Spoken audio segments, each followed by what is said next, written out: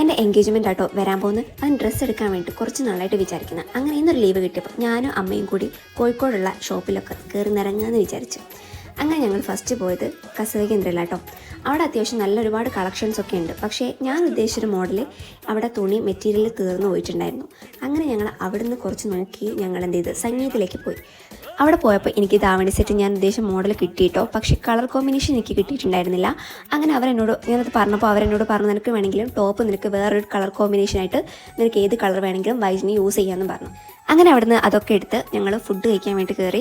അങ്ങനെ ഫുഡൊക്കെ കഴിച്ച് ഞങ്ങൾ അടുത്തത് SM സ്ട്രീറ്റ് പോയിട്ടോ. അവിടെ പോയപ്പോൾ എവിടേക്ക് പോകണം എന്നുള്ള കൺഫ്യൂഷൻ ആട്ടോ. ഒരുപാട് വഴികളുണ്ട്, അത്രയ്ക്ക് കടകളുണ്ട്, അത്രയ്ക്ക് സാധനങ്ങളും എന്താ പറയുക അഫോർഡബിൾ ആയിട്ടുള്ള നമുക്ക് ഒരുപാട് സാധനങ്ങളുണ്ട്. അവിടെ പോയാൽ നമ്മുടെ പൈസ പോകുന്ന അറിയില്ല.